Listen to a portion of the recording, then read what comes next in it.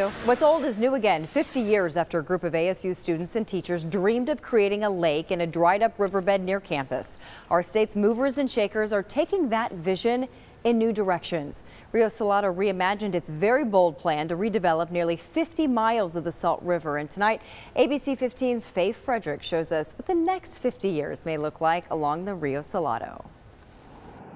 A beautiful blue oasis in the middle of the desert, especially for those who remember this stretch of the Rio Salado before Tempe Town Lake. At that time, the Rio Salado was becoming a dump. Legally and illegally, people were using the Salt River and further down the Gila as a dumping site. Back then, voters had no interest in funding a restoration. So in 1998, Congressman Ed Pasteur used his spot on an appropriations subcommittee to secure funding. From the dirt and dust, a lake emerged, and the community around it boomed.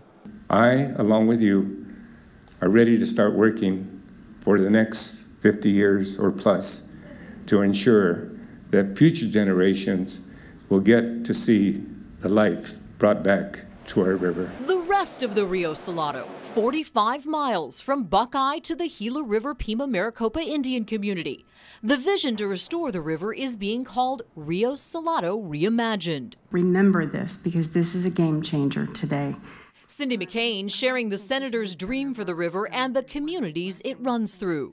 Connecting the West and East Valley through the river is not an original idea, but it is one that has never been realized. Yes, supporters say there will be money and water and design challenges, but if the river can attract more visitors, strengthen the economy, and unite our community, the work will be worth it. Just ask Buckeye Mayor Jack Meck. 2 weeks ago, I had a heart attack, 100% blockage.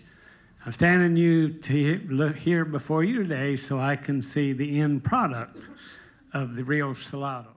Faye Fredericks, ABC 15, Arizona. Well, if you're wondering why the original river dried up in the first place, you could say it was the victim of progress. Yeah, about 100 years ago, Teddy Roosevelt's infrastructure programs brought irrigation and additional farming to the valley, and the river paid the price.